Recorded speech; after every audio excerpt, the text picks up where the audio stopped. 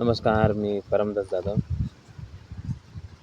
तर आता लावणीचे किंवा पेरणीचे दिवस येतील. तर आपण पेरणी ही दरवर्षी जी परंपरेनुसार जे आपण पेरणी जशी करतो तशी करत असतो. परंतु देशामध्ये किंवा राज्यामध्ये नवनवीन टेक्नॉलॉजी ही येत असते. तर ती त्याच्यातच पेरणीसाठी सुद्धा नवीन टेक्नॉलॉजी ही आलेली आहे. तर ती टेक्नॉलॉजी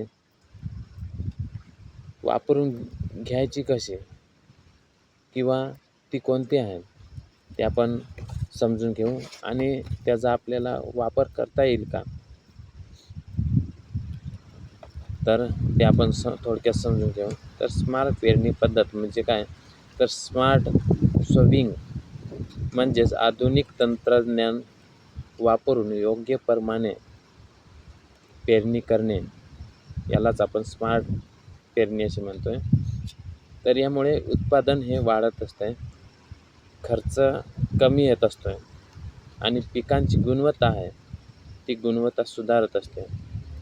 तर याच्यातच स्मार्ट पेरणी म्हणजे काय, तर स्मार्ट पेरणी ही ॲग्रिकल्चरचा एक भाग आहे आणि यामुळे GPS centre, drone, data analysis वापरून पेरणी केली जाते.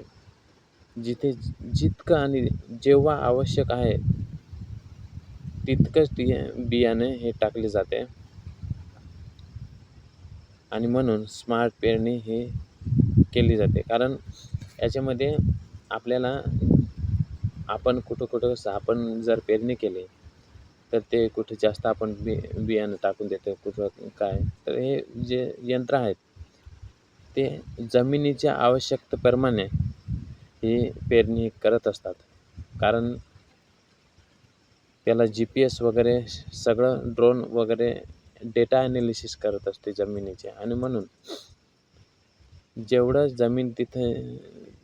जमिनीला जेवढे ते दाणे लागतील तेवढेच ते पेरणी करत असते. तर स्मार्ट पेरणीचे प्रकार कोणते आहेत, तर GPS आधारित पेरणी केली जाते. पहिले म्हणजे तर ट्रॅक्टरला GPS बसवलेले असते, ते सरळ आणि अचूक पेरणी होते. त्याच्याने जे ट्रॅक्टरला GPS बसवलेले असते त्याच्यामुळे सरळ आणि जसं लागलं पाहिजे तसं ते पेरणी करत असते एकदम.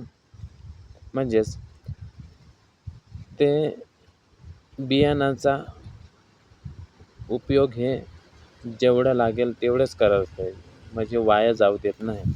तर दुसरं म्हणजे सेन्सर आधारित पेरणी.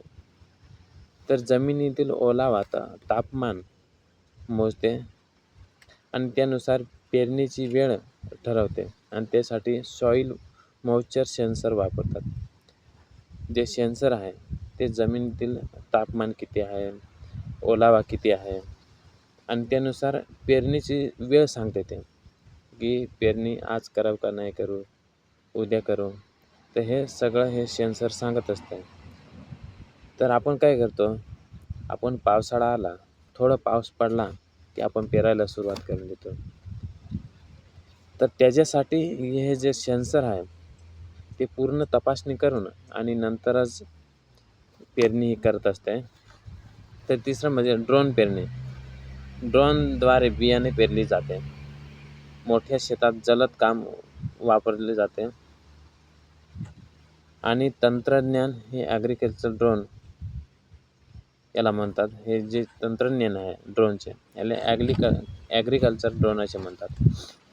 तर हे ड्रोन ज्याचं क्षेत्र मोठं असतं किंवा ज्याला टाईम लागतो आहे, 1 दिवस लागतो आहे, 2 दिवस लागते पेरणीला, त्यांच्यासाठी हे ड्रोन मशीन आहे.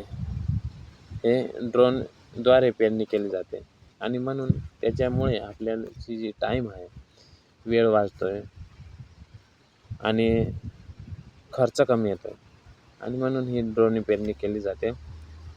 तर तिसरी पद्धत आहे ती स्मार्ट सीड ड्रिल मशीन. तर हे मशीन आपोआप योग्य अंतर ठेवून बियाणे टाकते खत आणि बियाणे एकत्र देऊ शकतो आपण याच्याने.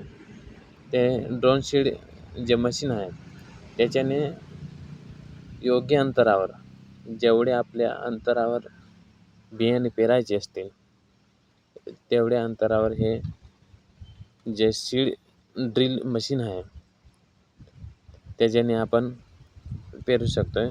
आणि याच्याने आपण बियाणे आणि त्याच्यासोबतच खतसुद्धा आपण पेरू शकतो आहे. हे जे आपण सरी लावून भात पेरतो आहे ना, जे सऱ्या करून भात पेरतो आहे त्याच्यासाठी हे महत्त्वाचं आहे. त्यात स्मार्ट पेरणी कशी करली जाते, तर माती तपासणी म्हणजे त्याचा pH, ओलावा आणि पोषण तपासले जाते.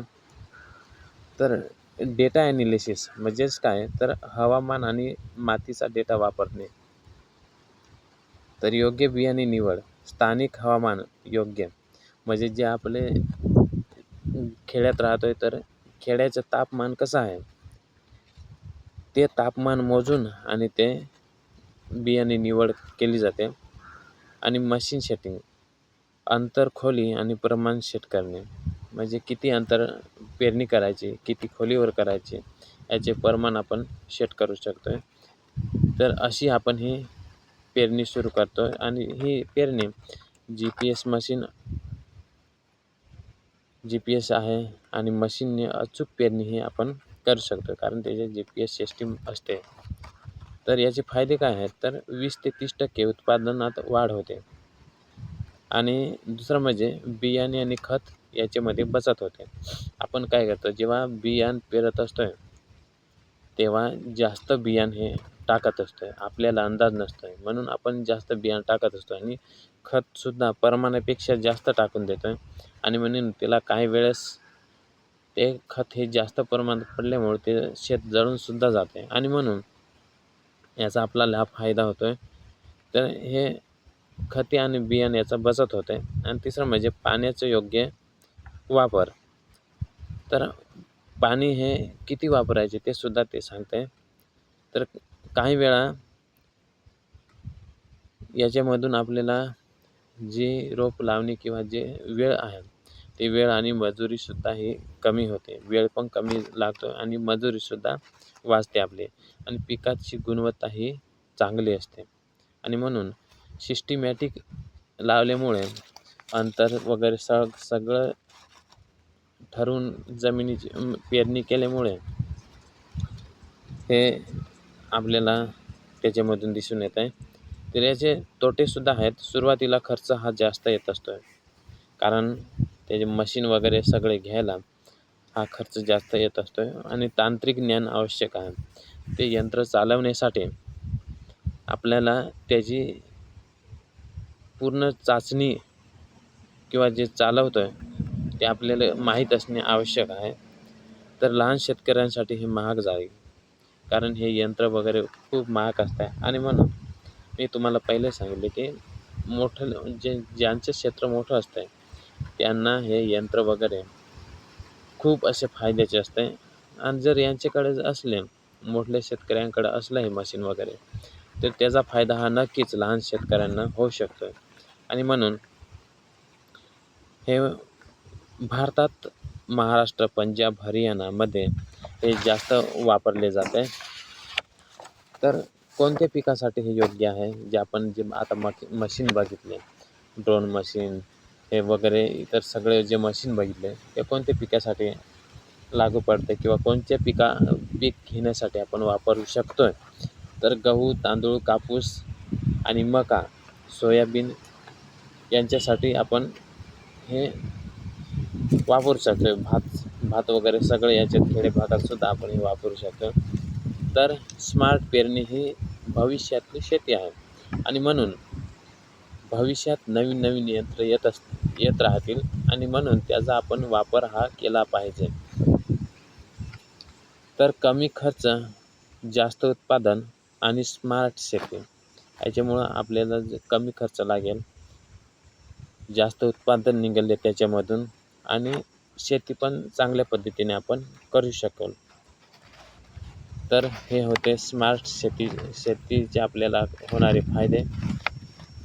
तर हा व्हिडिओ तुम्हाला आवडला असेल तर आपल्या चॅनलला सबस्क्राईब करा.